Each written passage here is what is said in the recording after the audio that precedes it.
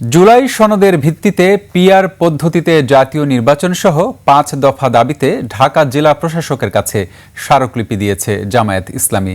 সকালে ঢাকা জেলা প্রশাসকের কাছে জামায়াতে ইসলামীর ঢাকা মহানগরী দক্ষিণের আমির নুরুল ইসলাম বুলবুলের নেতৃত্বে এ স্মারকলিপি দেয়া হয়। এছাড়া এদিন ইসলামী আন্দোলন বাংলাদেশ ও জাতীয় গণতান্ত্রিক পার্টি সহ ৭টি রাজনৈতিক দলও স্মারকলিপি দেয়। এ সময় ঢাকা মহানগর দক্ষিণ জামায়াতের আমির বলেন, কোনো একটা দলকে ক্ষমতায় আনতে ষড়যন্ত্র করলে ইসিকে দাঁত ভাঙার জবাব দেয়া হবে। সুষ্ঠু নির্বাচন না দিতে পারলে দায়িত্ব থেকে সরে যাওয়ার কথা বলেন জামায়াতের এই নেতা। আমরা আগামী দিনের নির্বাচন আবারও যেন কোনো নির্বাচনের মধ্য দিয়ে ফ্যাসিবাদের বিনাশের একটি পথ তৈরি করে দেওয়া হবে, আর সেই জন্য নির্বাচন কমিশনকে দায়িত্ব গ্রহণ করতে হবে।